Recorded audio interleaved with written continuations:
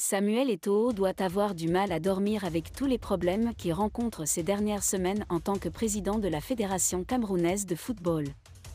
Des présidents de clubs hostiles lui demandent de quitter son poste au plus vite. Mais ce n'est pas tout, on apprend que la présidence de la République est derrière le harcèlement contre Samuel Eto'o. Désolé de vous interrompre, ce rapport peut contenir des commentaires soumis au choix de l'auteur.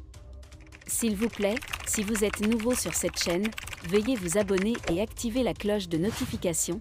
De cette façon, vous serez averti lorsque nous publierons de nouveaux rapports sur cette même chaîne. Merci. C'est ce que rapporte lebladeparle.com en citant Michel Bemtong, qui dénonce l'acharnement contre Samuel Eto'o. On peut bien reprocher à Samuel Eto'o sa façon de gérer, car un bon manager, ça fait forcément des erreurs. Ce qui est anormal et suspect, c'est de le critiquer sans arrêt et de façon répétée, affirme Michel Bemtong dans la publication consultée par lebladeparle.com. Il ajoute que, curieusement, certains partisans du changement se font avoir par cette campagne malsaine menée par l'un des clans qui veut succéder à Biya, révèle le journaliste sans nommer les personnes qu'il accuse d'être à l'origine de cette cabale contre Samuel Eto'o. Il précise aussi qu'il ne cautionne pas cette démarche. À cela, jamais je ne participerai. Je le redis, conclut Michel Bemtong. Dans un fait scandaleux, les douanes françaises ont récemment confisqué une grosse somme d'argent liquide appartenant à l'ex-star du football Samuel Eto'o. D'après les informations du magazine Africa Intelligence, Samuel Eto'o a été contrôlé par les douaniers à l'aéroport de Roissy-Charles de Gaulle le 23 janvier alors qu'il allait à Oran, en Algérie, pour le deuxième match du Cameroun au championnat d'Afrique des Nations, CHAN. Lors du contrôle, il s'est avéré que Samuel Eto'o avait sur lui plusieurs dizaines de milliers d'euros non déclarés. Malheureusement, il n'a pas pu expliquer d'où venait cet argent.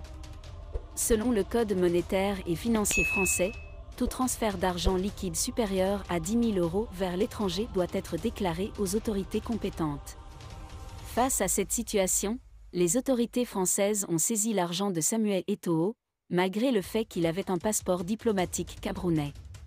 Les démarches se sont ensuite déplacées sur le plan diplomatique. Peu après la saisie, Samuel Eto'o s'est rendu à l'ambassade du Cameroun en France pour faire valoir son immunité diplomatique et demander la restitution de la somme saisie. Cependant, malgré une lettre de l'ambassade camerounaise en ce sens, la sous-direction des privilèges et immunités diplomatiques du Quai d'Orsay a refusé de reconnaître toute immunité. Merci d'être resté avec nous jusqu'à ce point.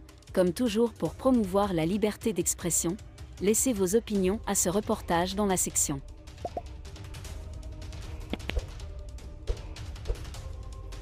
Si vous avez aimé cette vidéo, merci de liker, partager, commenter et surtout vous abonner à la chaîne. Et on se retrouve très vite.